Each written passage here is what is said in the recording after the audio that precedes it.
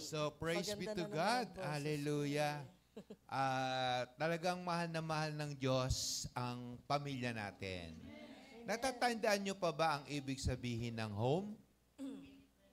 Haven of mercy and encouragement. Okay? At ang layunin nito ay matulungan ang lahat ng pamilya, believers o unbelievers, na patuloy na maranasan ang biyaya ng ating Diyos at makaranas ng breakthroughs at pagtatagumpay.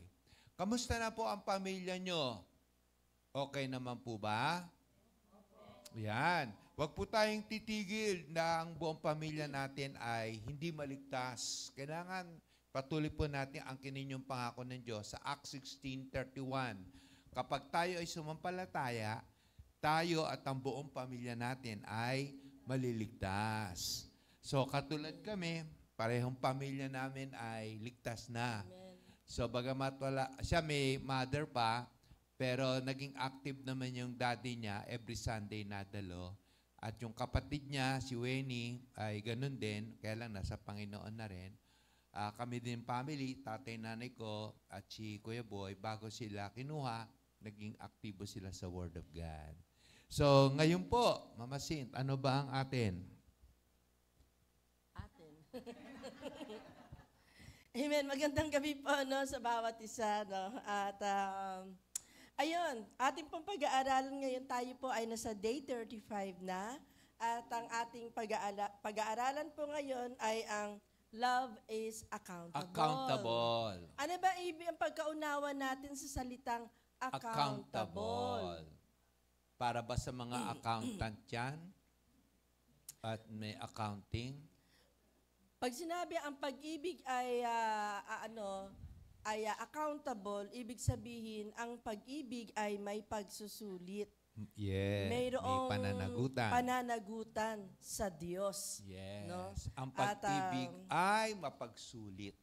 Mapagsulit. So, iba yung kanina sinasabi niya, responsible. Responsible. No? Iba yung pag-ibig ay responsable. Ang pag-ibig ay may pagsusulit, may pagre-report, may pagja-justify ang pag-ibig. No? Saka day 35 na tayo, love ha, take note. Ibig sabihin, konti na lang. 5 na lang. O kaya tuloy-tuloy na natin to. Amen? So tayo na po At sana tayo. nagtatagumpay na ang ating pamilya. Oo nga. Dahil tayo po tayo, basahin natin ang Kawikaan 15:22. Ready? Go! Kapag hindi ka humingi ng payo tungkol sa iyong mga pinaplano,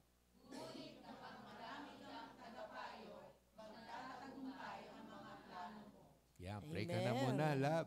Hallelujah. Yes, Lord. Hallelujah. Diyos amang makapangyarihan sa lahat, aming Panginoon na manlilikha, ang Diyos na aming Ama, Panginoon o Lord. Sa iyo kami ngayon ay dumudulog, humihingi ng iyong biyaya. Nais naming matuto, nais naming mabago, nais naming maging mananagumpay. Yes. Kaya dalangin namin ang pangungusap mo, O Diyos, ay tunay na maukit sa aming mga puso. Magkaroon kami ng pagkaunawa sa sinasabi ng iyong salita, sa iyong katuruan, na nais na magbigay sa amin ng pananagumpay, Amen. sa aming mga relasyon, Panginoon, sa aming asawa at pamilya, O Lord God. Tulungan mo kami, Panginoon, maitaas ka nga namin sa aming mga buhay, sa pangalan ng Panginoong Jesus. Amen. Amen. Praise God. Upo na po tayo. Let me tanong ako Yes. Anong puno yung kahit nakidlatin, kahit bagyuhin, kahit na tamaan ng matitinding bagyo, nakatayo pa rin? Yan. Alam niyo ba yun? Sinong may alam? Anong puno? Buko? Onyog? Onyog? So, Pwede, no? ang tamang sagot ay Sequoia tree. Yan ang Sequoia tree. Ganun lang ang tao. Ayan. Ang sequoia tree po ang pinakamalaking puno sa buong mundo. At yan ay matatagpuan sa yung nasunog na Los Angeles. Maraming sequoia tree doon. At katulad ng sinasabi ni Pastor, yan ay hindi tinatablan ng kahit na anumang mga bagyo, kidlat, lindol. Hindi mo kayang basta-basta mapatumbayaan. Tanging yung sunog nga lang, no? Nasunog siya. Bakit Pero kaya? nakatayo pa rin. Nakatayo pa rin. Bakit kaya? Ano kayang mayroon Merong ang sikreto. sequoia tree? Oo. Sige, Pastor. Kasi napag-alaman na napakataas niya, napakalaki yan, at napakatibay. Ang sikreto pala ng sequoia tree, Sequoia tree. So, ang sequoia tree ay sa ilalim pala ang sikreto niyan. Kasi yung mga ugat pala niyan, lalim ng pundasyon. malalim, at hindi lang basta malalim. Nakikipag-interlock. Interlock. Pag Nakikikapit. sinabing interlock, Nakikikapit sa ibang matatabang ugat, malalalim na ugat, na kapwa sequoia. Kaya yan sequoia, kaya pala sila ay matibay. Yun ang sikreto nila. Kung makikita mo sa ibabaw, parang hindi mo agad matutuklasan yon.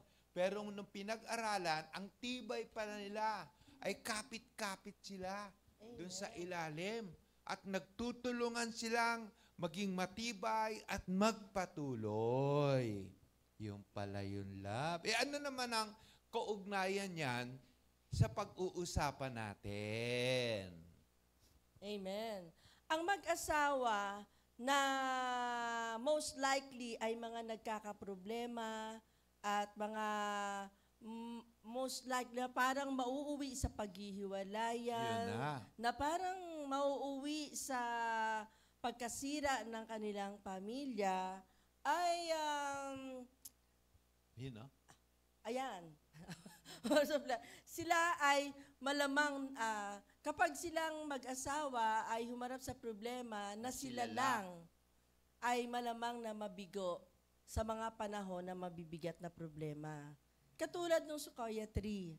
Bakit hindi siya tinatablan? Kasi super lalim. Kung gaano kalalim ang kanyang puno, ay napakalalim din niya sa lupa. At nag-i-interlock sa kapwa, mga ugat na malalaki ang bawat isa. Ang pamilya pala, dapat, ang pag-ibig pala, dapat ay ganoon din. Kailangan ay nakaugnay tayo sa malalakas. Yan, sa malalakas. Yan, sa matitibay. Sa matitibay, no? Ibig sabihin, kailangan hindi lang tayo ang nagpapaanda, nagmamaneho ng ating pag-ibig, ng ating relasyon. Itinuturo ng sequoia tree, no, na mahalaga yung pagkakaroon ng kakapit. Diba? Yeah. Sabi nga, meron sa Bible, 2 heads are better than 1. Yes. Bakit ba 3 cords are stronger kesa sa 2 cords? Matibay Kaya na sa pag-aasawa, tinuturo yung pagkakaroon ng tatlo, no?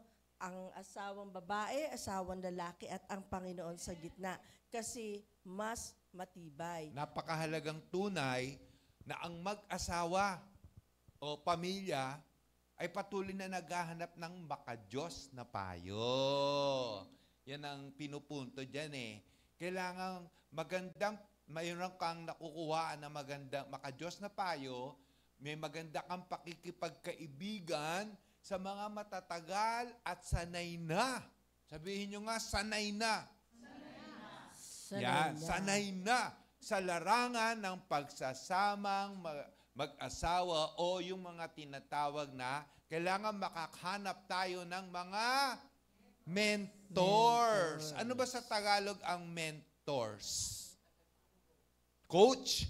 taga-turo, kaya Taga-guide. taga-guide, taga-payo. Mahalaga ngayon pa lang, yung mga may asawa dito o yung mag-aasawa, meron na tayong nahahanap at tinitingala na pwede nating maging tagapayo. Kasi sabi nga diyan, kung sila lang, yung mag-asawa lang, naku, may tsansa talagang mabigo. Sabi may tsansa. Ibig sabihin, pwede din naman mag-survive.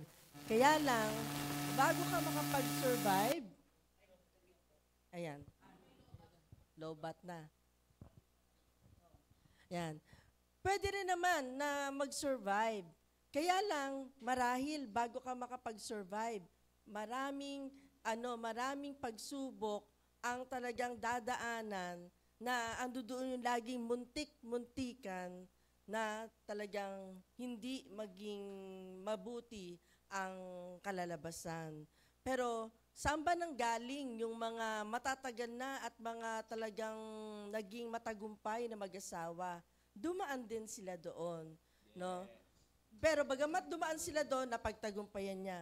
Kaya lang, ang tinuturo sa atin ng Biblia, kailangan pa ba nating harapin ang lahat ng mga masalimuot na pwedeng pagdaanan sa buhay kung pwede naman na tayo'y maging wise? Dahil itinuturo na ng Panginoon sa Biblia eh. Yes. Kung papaano tayo bilang Kristiyano ay dapat mabuhay para managumpay. At kaya itinuturo para hindi na tayo dumaan sa paulit-ulit na mga sitwasyon na nagbibigay ng heartaches at pain sa atin. Amen. Kaya itinuturo ang pagkakaroon, ang pagkakatuto, ang pagkakaroon ng kaalaman at ang pagkakaroon ng tao na pwedeng gumabay, na pwedeng papahintulutang magkaroon ng kalayaan na magpayo at makakita ng mga hindi magagandang sitwasyon sa ating buhay na pwedeng maging daan para sa isang broken Amen. family. Sabi nga, love, sa Kawikaan 12:15, ang akala ng mamang ay siya lamang ang tama. Di niya alam, may tama siya. I'm sorry, dinagdagan ko. Ngunit, handang tumanggap ng payo ang taong may unawa. Alam niyo ba, Amen. bawat isa sa atin, nangangailangan tayo ng matalino at tamang payo sa buong buhay para magtagumpay at maiwasan ang mga pagkakamali sa buhay. Wise people ay patuloy itong hinahanap at napakasaya niya itong tinatanggap. Pero Amen. yung mga mangmang o hangal ay hindi siya humihingi ng payo, ng gabay, binabaliwala pa nga niya to pag may nagbibigay sa kanya eh. Wag naman. Therefore, ang Biblia na mismo, si Solomon, siyang sumulat ng mga kawikaan, na ang aklat na mismo ang nagsasabi na hindi nakakahiya ang humingi ng payo. Yes. Ang tingin ng Diyos sa mga nakikinig, ang tingin ng Diyos sa mga nagtatanong ay marunong. Yes. Sapagkat nagdi-deserve sila ng mabuti at nagdi-deserve sila na maging mananagumpay. Amen. Ano nga labi, merong kinumpare kapag tayo daw ay may mga matalinong tagapayo, nagsisilbi silang mapa. Kayo ba ay bumiyahe sa lugar na hindi nyo alam na walang mapa? Ano ang posibleng mangyari? Magkaligaw-ligaw. Katulad ng video namin, nagkandaligaw-ligaw kami. Sa Papunta Panchong. kami sa Panchong. Hindi kami makalabas sa Panchong. Baka dito na tayo matulog. Kaya nagtanong-tanong na kami. Kumaliwa kayo, kumanang kayo, tapos dumiretso. Kaya lang hindi kayo makakadiretso, pumani kayo ng 3 ataul. Bakit kailangan nyo yun? Sarado na ho yung mga kalsada sa sikip. So nakalabas kami ni Joseph. Kasi lumakad sila ng walang idea kung saan yung kanilang pupuntahan. Pero ang isang matalinong tao ay bago siya pumunta, katulad nung meron akong boss, merong seminar sa Baguio. Kaya lang magastos yung ginawa niya. bago dumating yung araw ng seminar, pinuntahan niya na muna yung lugar para daw hindi siya malilate, para hindi, alam niya na kung ilan ang ipiprepare niyang oras papunta doon. At talagang very confident siya na siya ay darating doon on time. Amen. Kaya, So, naikukumpara sa roadmap. So, bago ka bumiyahe, siguraduhin mo na, alam niyo yung cellphone, meron ng GPS, di ba? Dati, wala yan. Ang mahal-mahal niya. Napakamahal. Kaya, Oo. bihira mag-install lang marami niyan. Ngayon, libre na. At marami pa nag-o-offer. Cellphone nga, Sa meron Google na eh. Map, meron pang Waze. Ngayon, ako may hinanap akong tao sa Manila. Ang dali ko natagpuan kasi tinype ko lang yung address niya. Tapos yung Google Map, ginaid ako kung saan ako pupunta. Nandoon pala sa Espanya. Ay, malapit pala sa Lacson Avenue. Ay, nandoon pala sa Cristina Road. Natagpuan ko. Kaya lang patay na pala yung tao. Ibig So, sabihin, no, provided na lahat ngayon para maging madali. Oo. Kaya Parang kung sa matalino atin. ka, kailangan may roadmap ka. Kailangan meron kang mentor. Kailangan merong nag-guide sa imo. Amen. Lalo na sa atin, kasi ibinigay na lahat ng Panginoon. Ang dapat nating malaman, ang kailangan na lang ay ating alamin. Yes. Ayun nga nakalagay, ang mabuting marriage o buhay may asawa ay sa atin, ano ba yung Alam warn? ko, ano yan, Nag- good marriage mentors ay nagwa-warn Nag, before you sa make Tagalog a bad ng warn, decision. warning. Bago ka pa makagawa ng maling decision. Ayun. At yan naman nagpapalakas ng loob sa iyo, sa atin, kapag gusto na nating sumuko. I-encourage tayo ng mga tao may good marriage. And then, pinapalakas tayo, chini-cheer on tayo para marating natin yung mas mataan na level ng intimacy sa ating buhay, pamilya, o buhay may asawa. May tanong po ako, tayo po ba ay may mga mentor? Or tayo po ba ay may mga taong pinagkakatiwalaan na ating nalalapitan para sa ating mga problema, na pinahihintulutan natin na magbigay ng payo o makialam sa ating kalagayan para maging maayos? Yes. Mahalaga po yun. Alam nyo po, maraming nag-asawa, dahil walang gabay, sinunod lang yung init, yung emosyon at init ng laman, ay kinasal pero 55 minutes o 55 hours lang ay naghiwalay na. Siya po ay si Britney Spears at saka yung partner niya. Kinasal sila, 55 hours, annulled na sila. No? Tsaka yung pamangkin ni Maricel Soriano. Oo. Kilala nyo ba yon pamangkin? Si Meryl. Ayun, si At saka si Meryl. Palangka. Oo, Palangka. Uy, Bernard ang galing. Palangka. Alam, no? Updated. Sila ay kinasal, pero 55 days lang. nakalimutan ko, parang ilang na rin. Bakit sila naghiwalay? Ang hinahinala ay dahil ayaw ng family. Therefore, makikita natin doon, no, mahal nila ang isa't isa. Pero walang nagpapayo. I'm sure alam nila na hindi kumbinsido ang mga, hindi in favor ang kanilang mga family. Tama. Sinunod nila ang gusto nila. Pero hindi pala nilang kayang ipaglaban hanggang wakas. Kasi hindi ko nadala yung yung aking sinulat ko yun eh. Kung ilang araw lang sila na nagsama at talagang sila ay nagpa-annul na rin ang kanilang marriage. Oo. Mahalaga talaga yung mentor kasi alam naman natin maraming broken family ngayon, di ba? Talaga sa Pilipinas nga walang divorce, walang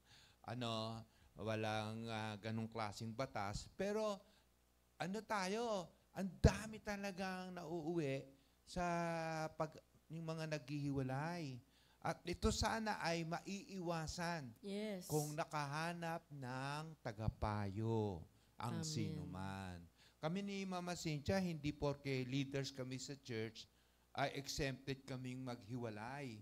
Hindi nga niya alam na 2 beses na akong gustong umuwi sa bahay. Kasi ayoko na. Talagang bibigay na ako. Gusto ko nang bumigay na sumuko. Buti hindi pa nauso yung kanta ni ano na yon. Ngayon, buti may nagpayo sa akin. Ang laging nagpapayo sa akin, alam niyo kung sino? Si Pastor Manny Rojas. Kaya lagi ako napunta sa kanya, lagi ako natawag, nag-o-open ako sa kanya. So siya rin na nagsabi sa akin nung nanliligaw ako kay Mama Cynthia na tatagalan pa ba namin yung engagement namin? Kasi never been touched, never been kissed. First time ko nagka-girlfriend. Ako naman pang 38. Hindi. Pang-7. Hindi, pang-4. Ngayon, siyempre, dahil first time, parang mabilis akong manggigil, mabilis akong makuryente. So, bago pa mahuli, Pastor, parang hindi na po ako makatiis. Ang sabi niya, huwag niyo nang patagalin. Kung nakarinig na naman kayo ng Word of God, ba't di pa kayo magpakasal? Kaya in 7 months lang na engagement, may word siya, may word ako. Bakit papatagalin? So, kinasal na kami ni Pastor Manny. Kaya mapakahalaga, may nagpapayo. At kahit na nga masabihin natin, hindi kami mag-asawa, hindi na namin kailangan. Nagkakaunawaan kami, mabuti aming samahan. Kahit na mabuti ang samahan nyo, hindi pa rin exempted. Kailangan pa rin ang tagapayo. Kapakinabangan po ba ang pag-attend ng mga seminars at mga ganito? Kapakinabangan po yon. Kasi wala namang ipinanganak na alam na ang lahat. Yes. Lalo na kung bago ka sa pagiging buhay may asawa. Yung baby nga, no ipinanganak, walang alam. Kailangan turuan.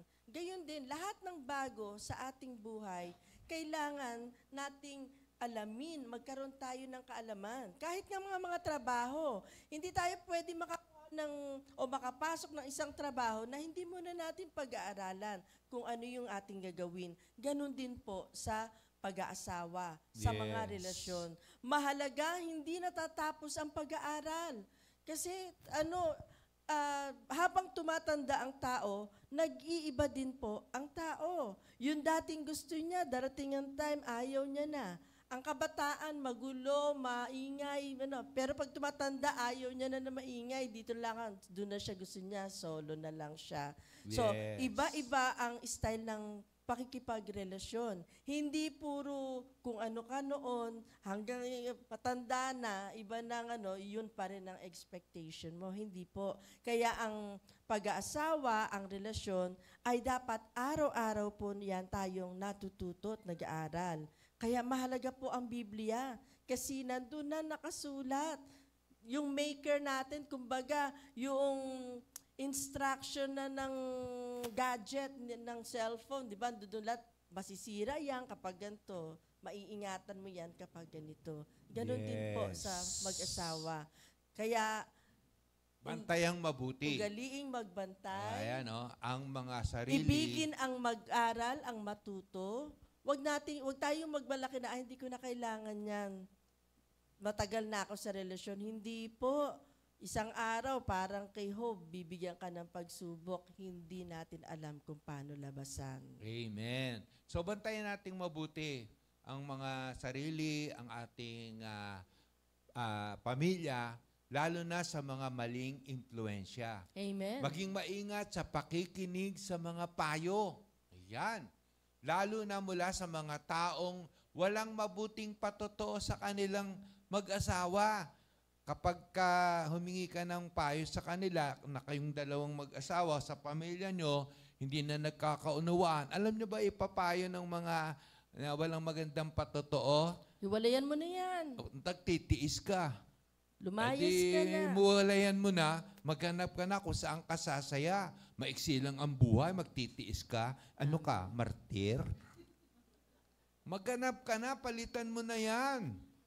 Ang dami-daming pwede kang humanap dyan. Kasi kung titingnan mo yung buhay niya, yung patotoo ng buhay niya, ganun din, walang tagumpay sa relasyon. Kaya delikado. Huwag kang kailangan ay ang hanap. Sabi sa Bible, magpaalalahanan kayo araw-araw habang may panahon pa para walang sino man sa inyo ang madaya ng kasalanan na nagpapatigas sa puso nyo. Amen. Kaya ibig sabihin yan, araw-araw magbantayan, araw-araw ay magpalakasan ng loob para hindi... Nakakapagpatigas pala ng puso ang kasalanan. Eh, siyempre. Kaya tayo ay binibigyan ng guide ng Panginoon para hindi tayo mapariwara. Kasi Okay. kapag pinaniwalaan mo ng totoo yung kasalanang itinuturo, akala mo na nga totoo yun eh. At kapag tayo may tendency, kapag alam natin yun ang totoo, ipaglalaban natin yan. Kasi alam natin yun ang totoo. Amen. Pero ang taong wise, marunong magtanong sa Biblia, sa Diyos, at sa mga tao na nagtatapat sa Panginoon. Ngayon, may challenge kami ngayon. Eto na. Nanganganib na ba ang marriage mo ngayon o ang pamilya mo? Ano pa ang inaantay mo? Now na! Maghanap ka na ng matibay na payo sa lalong madaling panahon. Anong dapat mong gawin? Call a pastor or a Bible-believing counselor or a marriage ministry today, now na. Tumawag ka na bago pa maging huli ang lahat. Alam niyo, nagpapasalamat ako sa Lord. Sumakit yung dito ko, di ba? Ngayon, sabi niya, pa-check up ka na. Ayoko pa sana. Pero nung sumakit, nagpa-check up na ako. At praise be to God, bago naging huli, naagapan siya. At ang gamot pa lang ay tubig. 3 litro. Pero paano kung hindi ko pinansin yun? Eh di siguro pwede na ako madialysis. Ayoko naman ng gano'n. Sabi ko, Dok, ayoko madialysis. Buti nagpa-check up ka na. Kasi kung hindi, mataas na yung creatinine mo. Ang Tagalog pala ng creatinine, lason sa dugo na hindi na ma-flush out. So pag mataas ang creatinine, ibig sabihin mataas ang lason sa dugo. Kaya ngayon na, tawagan mo na kung sino yung pwede magpayo. Puntahan mo na, libre mo na sa Jollibee, dali mo na sa McDo. Pastor, kailangan ko ng payo mo. Pastor, now na, anong gagawin ko? Okay? Ang ating pong pamilya ay napakahalaga. Ito ay worth every second spent and every sacrifice na gagawin mo. Anong dapat gawin? Ipaglaban mo. Kaya sabihin mo nga sa katabi mo, ipaglaban mo. Ipaglaban mo. At kailangan mo ng mentor to make our marriage or family even better. So, paano humanap ng mabuting mentor? May magandang, ang hanapin nyo, huwag kayong basta pipili. Siguraduhin nyo na may magandang patotoo sa uri ng marriage na gusto mo. Kasi, ang gusto ko pong... Ano ba yung ideal Ano na ba yung marriage gusto mo sa inyong pagsasama? Magpapasaya Gusto ko sa'yo. po yung lagi kami nagkakasundo.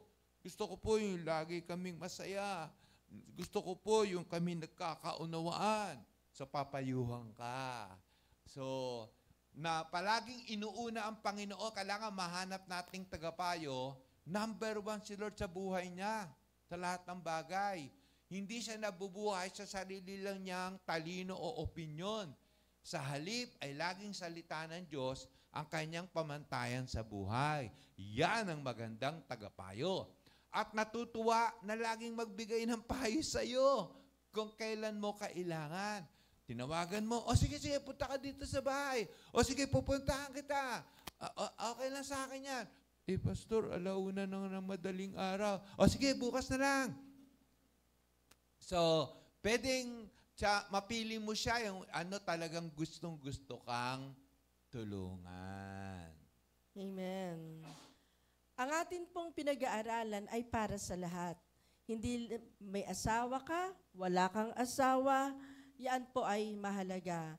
Walang huli hanggat may buhay, may pag-asa. Kahit na sabihin may age na tayo, medyo tumatanda na tayo, pero kung hindi maayos ang ating pamilya, hindi natin na-enjoy ang ating relasyon, mag-asawa o pamilya. Ito ay pagkakataon para mabago at maranasan natin ang masayang relasyon ng pamilya, ang masayang relasyon ng mag-asawa.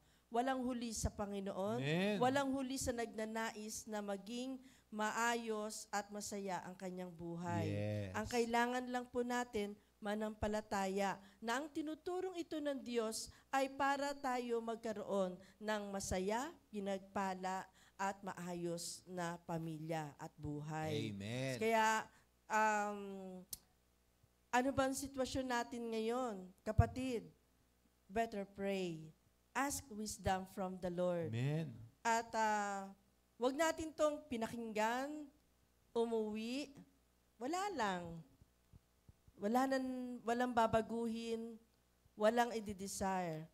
Kapag ganoon, wag din tayo nga asa na may bababago. Wag din tayo nga asa na sasaya din tayo. Kasi wala naman tayong binago. Katulad ng pagbe-brace ng ipin, pag nag-brace, masakit yun. Kasi pinipilit niyang i-correct yung ipin. Yung magkahiwalay, pinipilit na idikit. Yung nakausli, pinipilit na pumasok. May pain. At talagang titiisin mo yon. Pero kapag naman umayos na yung ipin mo, ang sarap ng ngumiti. Yes. Ang ganda-ganda na gumaganda, nakakatagdag sa iyong ganda, no? At nagkakaroon ka ng confidence. Kaya ganun din po. May pain talaga. Walang pag-aayos na walang pain. Kailangan nating isuko ang ating sarili sa Diyos. Kailangan nating ibaba ang ating mga pride. Kung gusto natin ng maganda, maayos na buhay, relasyon. Kung gusto nating sumaya. Kasi iba ang relasyon na nagkakasundo kayo, nagkakaisa kayo, masaya kayo. Sa isang relasyon na puro away, puro bugbugan, puro walang kawalan ng tiwala. Hindi maganda yung ganun eh. Masarap mamuhay ng malaya at talagang pinagpapala, no? Kaya I pray, i-desire natin to. Hindi natin siya papakinggan, kundi i-enforce natin ito sa ating mga sarili. Magkakaroon ako ng masaya, pinagpalang pamilya. Amen. Buong pamilya. At hindi to simple. Sabi ko nga kay Pastor kanina, dapat pala ang mga cell leaders, unang inaabot ang family. Kasi para tayo mismo ang maunang maranasan yung ganoong uri ng pamilya. Bago tayo maghanap sa ibang pamilya na sinusuyod natin, nagtatanong-tanong tayo, why not?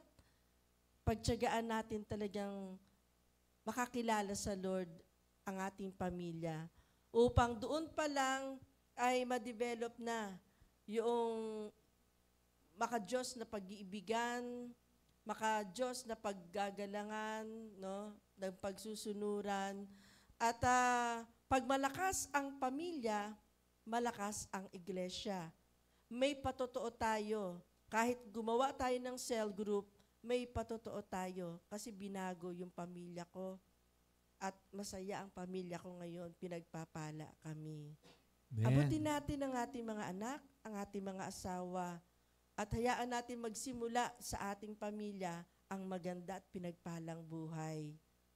Amen. Amen. Sabi nga, no, may mga tao, parang hindi good idea na, kailangan pa ba humanap ng tagapayo? Kaya na namin yon.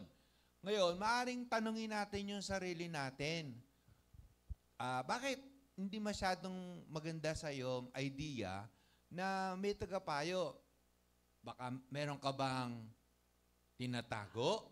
Baka madiscover kasi yung tinatago ko eh. Pakitanong nga yung katabi mo, may tinatago ka ba? Yan. Meron ka bang, natatakot ka bang mapahiya? Oo. At iniisip mo ba, exempted naman yung pamilya namin sa mga sitwasyon na nangangailangan pa ng outside help. Kaya, hindi parang nakikita namin kailangan pa namin yan. Pero mga kapatid, living sa ilog ng positive influence, magandang impluensya, kung hindi to parang appealing sa'yo, don't be the captain of another Titanic divorce. Pag ito ay binabaliwala mo yung mga warning signs around you when you could have been helped. Kaya, tanungin natin yung sarili natin, good idea ba na may mentor? At kung hindi good idea, bakit? Bakit nasabi mong hindi kailangan? Maaring maging honest ka, baka hindi mo masyadong nakikita na makakatulong to. Wala ka naman tinatago, wala kang kinakatakutang pwede kang mapaya. Time na para talagang Mga taga-Roma 14:12, tandaan natin, kaya nga, bawat isa sa atin ay magbibigay sulit sa Diyos ng kanyang sarili. Darating ang araw, tatayo tayo sa Panginoon, magbibigay sulit kung gaano natin pinahalagahan na maging masaya, matagumpay ang ating pamilya. Anong effort yung ginawa mo? Anong sakripisyo ang binigay mo para talagang maligtas at maingatan ang iyong pamilya? At pwede nating sagutin sa Lord, Lord, ginawa ko po ang lahat. Umanap po talaga ako ng matalinong tagapayo. At take note makikita ng Lord yung effort mo, pero sa kabila ng ginawa mong effort ay parang hindi pa rin nangyari, wala ka ng pananagutan. Hindi na tayo accountable. Hindi na tayo accountable. Pero ginawa mo yung part mo, sigurado malaki ang chance na ang pamilya mo hindi lang mag-survive, kundi magtagumpay. Amen. Kaya, ito na, ang ating dare. Today's dare. Ang magiging prayer natin ngayon, by group, ay humanap ng mentor na somebody na strong, merong strong Christian na talagang honest, tapat, at mapagmahal sa iyo at hindi ka bobolahin. Oo. Talagang magsasalita ng totoo sa iyo. Yes. At mahanap natin to, gabayan tayo ng Panginoon, na tayo ay makahanap ng honest and loving with us, na if you feel that counseling is needed, then take the first step to set up an appointment during this process. Ask God to direct your decisions and discernment, yung ating pagkilatis.